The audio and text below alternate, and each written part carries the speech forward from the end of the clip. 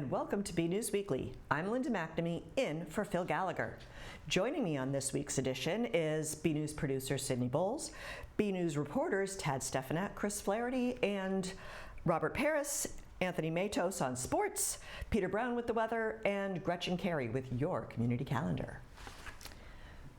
Members of Burlington's Muslim community addressed the school committee this week over a statement issued by the district. In the statement, issued October 13th, Superintendent Dr. Eric Conti and State Representative Ken Gordon condemned terrorism committed by Hamas against Israeli civilians, but did not explicitly mention Palestinians hurt and killed in the conflict. Marwa El-Sabati, who is a Burlington parent and a doctor at Leahy Hospital and Medical Center, had this to say. We know that the Jewish community is in mourning. We know that they have safety concerns. We understand those concerns. We see all of their fears and their sorrow as a mirror of our own community. The Muslim community feels the exact same way. And I would like to say that the issue is that we do not feel that we have been acknowledged. School Committee Chair Martha Simon also spoke. She spoke on the role of a school district in difficult events far away. We know there have been devastating events in the Middle East far from our town, but impacting many of our students and families. As a school district, what is our role and responsibility? It is our role to take care of our students and families, all of them. We know that there is sorrow and anger and a fear of backlash in some parts of our community. You are not invisible, you belong. If your child needs support, please reach out and let their teacher or guidance counselor know. Superintendent Conti thanked those in attendance and said he condemned Islamophobia, anti-Semitism, and other forms of discrimination. The Select Board is in the process of finalizing a committee that will advise them on replacing the police station. At Monday's board meeting, Town Administrator Paul Sagarino proposed a 13-member committee comprising 2 Select Board members, 2 Planning Board members, and 1 member each from Zoning Bylaw Review, Ways and Means, Capital Budgets, and Land Use Committees, as well as up to 5 members of the public. But some Select Board members worried 13 was too many for a productive committee. Sagarino addressed the issue in a sit-down with BNews this week. The police station project's a pretty complicated project. It's going to require a zoning change, and it's going to require, a ballot vote and a town meeting vote as well. So there's a lot of different boards and committees that we need to touch base with on that one. So I figured it would be easier to have more of them involved from the beginning, and hopefully, those members go back to their own committees and update them as to what's going on. So everybody's sort of in the loop on the project. The Select Board is expected to finalize the committee in its November 13th meeting. As much as 18% of Burlington's office space is currently vacant, more than at any time since 2008. That's according to Economic Development Director Melissa Tintakalis. Here, she is speaking over a presentation before the Select Board. There's still a lot of things to shake out. Leases are coming due, so these things are important because there are things that people think about, talk about, and in the news there's been themes around, urban doom loop, if you've heard of that. These are when you have, a reduction in your tenancy or a reduction in office demand, then you have no one paying the bills, so then no one paying the property tax. Tintakalis said her office and the Planning Board are working to prevent a negative spiral with things like zoning changes in the Mall Road area. Still, other metrics look good for Burlington. There are almost 2 jobs for every 1 resident, meaning we serve as a job hub for surrounding towns, and unemployment and median household income are better than the state and national averages. Burlington students performed better than state averages in almost every category in spring 2023 MCAS results. The exceptions were high school statistics and probability and life science in grades 5 and 8. Administrators shared that some of the reasons for the gap in the life science test could be because the district had gone from 5 days of science a week to 4 days per week in order to fit the social emotional learning, or SEL, curriculum. School committee member Jeremy Brooks asked if it might be appropriate to reconsider that setup. You know, for the science that's under target because we moved SEL, would it be appropriate to use this as a, monitor and control measure going to next year to say, hey, maybe we need to realign SEL or displace something else to bring this back and close that gap? Yeah, I mean, hugely. Again, science curriculum experts in the room, but sometimes if the students aren't performing well in the test, it's not because they don't have the ability, it's because we haven't covered the content. So, I mean, at some point, we have to make sure there's enough time to deliver, and there's never enough time. Early designs for the new Fox Hill Elementary School are in. In a model of a 2-story school, students would enter through a secure double vestibule and would find common use areas like the gym and cafeteria to their left. To the right would be the administration, and a bright open stairway would lead up to art and science facilities. Grades would be split into pods of 4 classrooms each, incorporating project areas and special education spaces within those pods. Kindergarten through 2nd grade would be on the 1st floor, and grades 2 through 5 would be upstairs. The problem with this design is the floor plan is very long, about 500 feet from one end to the other. An alternate design, this one 3 stories tall, splits the classrooms to 2 per floor, but maintains the same basic layout and shortens the building to about 395 feet long. The committee must submit its final design to the MSBA by the end of the year. You may have noticed a detour on Cambridge Street this Thursday night. That was to accommodate overnight repairs to a sewer line that was at a heightened risk of failure. The Department of Public Works tried to make the repairs 3 times during the day, but sewer flow was too strong. Now, BNEWS has learned the installation was successful. Congratulations to the DPW crews for their great work. Students at Marshall Simons Middle School got to experience something new recently: adaptive sports, or sports designed for people with disabilities. Sydney Bowles has this story. For the first time this fall, Burlington middle schoolers got a visit from the Bionic Project, a nonprofit that teaches students about disability through sports. Our goal is to expand people's minds about who a professional athlete is, and also what a disabled person can do, and just to give people a chance to create real, authentic connections with people who have physical disabilities. Students played adaptive soccer, which is played on forearm crutches, and seated volleyball, which has been played in the Paralympic Games since 1980. We were playing volleyball, but we had to sit on our butts because we couldn't use our legs. It was kind of hard. I didn't think, and my butt got all wet. We got to learn what it was like for people with disabilities that can't do things that we can do easily. So it's we got to see what they can't do, so it was kind of cool. So what you're going to do is, from here, is you're just going to give a little baby hop and then a hop forward. Okay, baby hop and hop forward. It's just really cool to see kids try something new, step out of their comfort zone, and also for them to be able to learn how to also push themselves past kind of their limits. For us, we're on one leg pretty much all the time, but for them it's kind of a difficult transition, but we enjoy being able to be part of that process and kind of facilitate that. The instructors from the Bionic Project were Jovan Booker and Nikolai Calabria, who played professionally for the U.S. amputee men's soccer team. It's been great to see the sport grow. I think growing up, I was born with one leg and played soccer my whole life on crutches, and then didn't even know that amputee soccer was a sport until I was much older. And yeah, every kid's dream that plays soccer, to play professionally, and we're getting closer and closer to that being a reality for amputee soccer.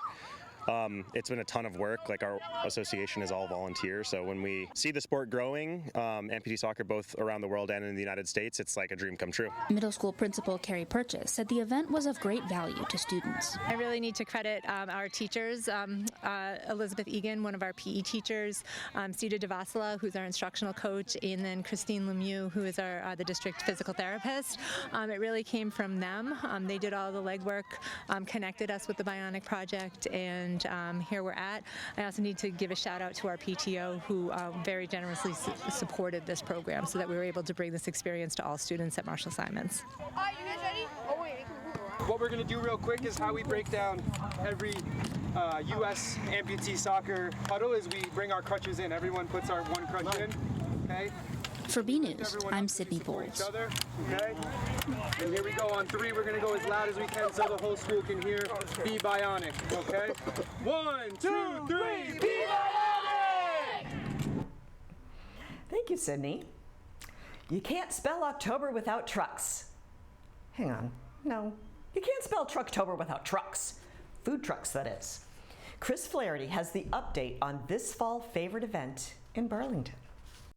Parks and Recreation's popular Trucktober event returned to the Town Common on Saturday, October 14th, featuring lawn games, music, a Power Wheel Derby, and of course, food trucks. Assistant Director of Parks and Recreation Kelly Lehman spoke on what it takes to plan an event like Trucktober. Obviously starts with the food trucks, right? So we have several new food trucks here today. As you see, there's lots of yard games and backyard games that we provide. Currently we have Classic Tracks playing, which is a local band here in Burlington. We want to make the most laid back event that we possibly can, because all of our other events are so high output. It's a lot going on all at the same time, so we want to make sure that this one hits a different mark. This year's variety of food trucks was a mix of new offerings and returning favorites. This is one of 6 food trucks that we have. We're out of the Top Sealed Bake Shop in Top Sealed off of Boston Street, and we just opened up a new location in the Beverly Cummings Center. We have a wide variety of cookie stacks. We also have seasonal and traditional whoopie pies as well. We're based out of Chelmsford, Massachusetts, and we've been doing lemonade for the past 4 or 5 years. We have a semi-permanent stand at the Merrimack Outlets in Merrimack, New Hampshire. You know, we do a bunch of farmers markets. This is our first event here. We love the layout. It's huge. It looks really nice. We're from Rosa Mexicano. We're located near the Burlington Mall. We do these taco cart events pretty regularly. I think this is my 5th one. They're pretty fun. It's nice to get out of the restaurant, whatnot. A lot of people are just hearing about us, so it's helping business. And it's very refreshing to just do something different, you know? Assistant Director Lehman spoke on what makes this annual event a community favorite. As I said, this is a very laid-back event. You can come, grab some food, play some games, listen to some good music. If you have a Power Wheel and you want to race it, you absolutely can do that. But I think families really just enjoy coming down and being able to utilize the Common, which is my favorite space in the whole town, and just kind of hang out. It's great to see. I love it. Until next time, this is Chris Flaherty for BNEWS Weekly. Thank you, Chris. It's always exciting when the Burlington Area Chamber of Commerce welcomes another business into the community. This time, it was the fitness facility HotWorks. Robert Paris has more. A brand new fitness studio has opened its doors for the people of Burlington at Wayside. The name? HotWorks. Oh, and another thing. 24/7 access. So we're a 24-hour infrared fitness studio. It's basically access 24/7. Everyone gets their own pin to unlock the doors. We have 2 different types of workouts. We have isometric workouts, which are more lower impact, so yoga, Pilates, core, bar, stuff like that. And then we have the HIIT workouts, so you can do spin classes, row machines, all of those in the saunas. But we also do have a free weight section that people can use. Basically, they're all pre-recorded classes, all virtual, so you don't have to wait for an instructor to show up. You just come at your own time, 24/7, so more flexible with people's schedules and everything. HotWorks has a number of accessories, including clothing and water bottles. Everyone gets a customized HotWorks mat and towel for the saunas for their workouts, but we do have like resistance bands for different sessions. We have yoga bags people can get just to fit all their accessories. Lots of yoga apparel, so sports bras, tank tops, t-shirts, shorts, pants. Nice variety that is new. The Burlington Area Chamber of Commerce was present that day as they had a ribbon cutting for the new establishment. Being part of the chamber, you have other people, other members that are involved in your success, and they want you to be successful. So the partnerships get established here at the chamber really help people not only get the word out, but develop friendships that last a lifetime. Very welcoming. I'm just glad to have something new for different people in the fitness industry. Basically, infrared is such a good benefit for you physically and mentally. So it's kind of just a whole tying it together of working out is so good for you. So I'm kind of happy that I'm the first one in Burlington. From Hot Works at Wayside, I'm Robert Paris for BNEWS Weekly.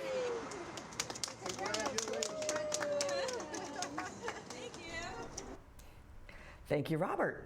Speaking of wellness, the Council on Aging held a health and wellness fair for older residents this week.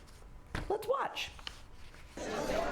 So we are having our safety and wellness fair. We did it before, way back in the day. We did it for about 10 years and then took a break for 10 years, and we are back in full force. We have some of the assisted livings around town. We have Minuteman Senior Services, who is the local ASAP or home care agency. We have home care agencies, and and the Board of Health is here. October 31st is Halloween, but it's also Dia de los Muertos, or Day of the Dead. Just beforehand, you can celebrate something almost as exciting, Day of the Shred. That's right, Burlington is hosting another townwide shredding day on October 28th.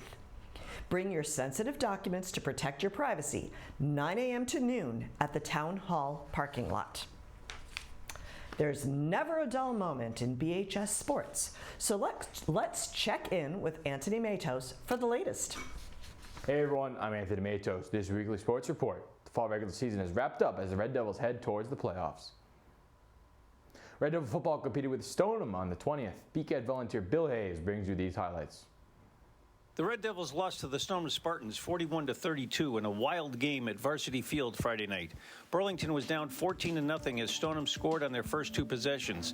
The Devils responded on their next two drives. Joey Poland scored on a 14-yard TD run, and quarterback Anthony Guerrier hit Charlie Hannafin with a 29-yard TD pass to tie the score at 14. However, Stoneham answered back, making it 20-14. The Spartans scored yet again to make the score 26-14 at halftime. On the Devils' opening drive of the third quarter, Poland scored, cutting the lead to 26-20 as the extra point failed. The team caught a huge break when Matthew Conti recovered a muff punt at the Stoneham 31, putting the Devils in great field position. Poland scored on the drive to tie it at 26. The Spartans bent but did not break as they regained the lead with a 58-yard touchdown pass and a two-point conversion. But Burlington responded as Guerrier connected with Hannafin on a 25-yard TD pass. The failed two-point conversion kept the Devils behind 34-32. With the game still in the balance, Stoneham converted on fourth down and scored on their drive to make the final score 41-32. The Devils will play at Watertown next week, where they hope to get back in the win column. For BNews Sports, I'm Bill Hayes. The Junior Devils team is now 6-0 and will be back on November 1st against Bedford. Lady Devils field hockey are 5-10 after a 2-1 win in Wakefield on the 24th. Goals in the game were made by Mia Lauder and Kelsey Condon. Burlington will finish the regular season in Wilmington on the 26th. As was taping, the game is still to be played. Lady Devils volleyball were back in the win column on the 23rd with a 3-2 set win over Wakefield. The team had a 3-0 shutout over Wilmington on the 25th. They wrap up the season as Masco on the 27th. Girls soccer are 8-7-2 after a shutout loss to Melrose on the 20th and a 2-2 tie to Wakefield on the 23rd. Goals in the game were made by Shar Collins and CJ. Burlington lost the regular season final 0-2 with Wilmington on the 25th. The regular season record was 8-8-2 and will wait for the playoff date, which will be revealed on November 1st. The boys soccer team finished out the season with an 0-18 record after 3 more shutouts to Melrose, Wakefield, and Wilmington. 5 seniors are graduating from the program next spring. Both cross-country teams competed with Melrose on the 24th at Greenwood Park. The boys are now 3-3 after a 35-23 loss. Top runners in the meet were Krish Almeida finished in second place and Colin Irwin came in third. The girls had 3 competitors, including Ellery Schroebel, Kritika Agarwala, and Mahi Kasangra. Schroebel came in 10th place, Agarwala in 13th, and Kasangra in 23rd. Burlington lost 50-15 and are 0-6. The teams competed in the Middlesex League meet at Horn Pond and Woburn on the 30th. The combined Woburn and Burlington girls swim team had their league meet on October 26th at Bentley College. The sectional championship will be at November 5th at BU and the state championship meet on November 11th at MIT. For more Red Devil action, go to bcattv.org/sports. Check out our Twitter page at BNEWS Sports. That's all for now. I'm Anthony Matos. Back to you guys in the studio. Thank you, Anthony. A mix of rain and sun this week with some crisp fall temperatures. Let's go to Peter Brown for the weather and stay tuned for your community calendar with Gretchen Carey. Well, hello everyone, this is Peter Brown with Local Weather for the next 7 days. Here we are heading in towards the very end of October, start of November. I know it's hard to believe it, we're that far into the fall. We're actually not too far away now from the meteorological start of winter. I know we don't want to really be thinking about that, but before we get to that part of the year, we're going to have some beautiful weather starting out here on Friday. Temperatures in the mid-70s, so real nice day out there. And as we head towards the end of next period, our temperatures as we start out November should be in the mid to upper 50s, and that's about where we're going to end up. Again, I'm going to have a pretty warm start to our period, followed by a big cool down as we head in towards the start of next work week. And of course, as we get closer into November, those length of days are getting really short out there. That sun is going down really early. So as we go ahead, let's take a look at what the Climate Prediction Center is calling in terms of temperatures and precipitation over the next 7 to 10 days. And looking at our temperature map, looks like we have a slight chance of seeing above average temperatures. That again is going to be balanced out by the cool weather that we're going to see as we head in towards the start of the next work week, especially as we get in towards Halloween and into November 1st. Looking at our precipitation chances, they're calling for us to have above average precipitation. That's going to be dependent upon how much rain we get out of a slow-moving cold front that's going to be moving through our area Sunday and into Monday. So as we go ahead, let's take a look at those 7 days of weather coming up. And again, starting out our period Friday into the weekend, beautiful out there. Temperatures in the mid to upper 70s. We're going to see a slow-moving cold front moving through the air, and Sunday's not going to be too bad. Looks like we're going to see temperatures in the upper 60s, maybe near 70 if we get some sun to come out before those showers come in. Thereafter, though, the temperatures take a nosedive down into the low 60s on Monday, and then as we get in towards Halloween, temperatures struggling to get out of the low 50s. So everyone, get out there, enjoy the weather, and have a great week. Hi, and welcome to the Burlington Brief. I'm your host, Sydney Bowles. And I'm your other host, Sarah Eshelman. We're here to bring you a no-nonsense, maybe a little nonsense, guide to what's happening in Burlington, from major capital projects to schools to business and society. Tune in every week for fresh interviews with people at the center of local news and conversations between two journalists who know what's up. So subscribe to the Burlington Brief to make sure you don't miss a single thing and get the best of local news delivered right to your ears.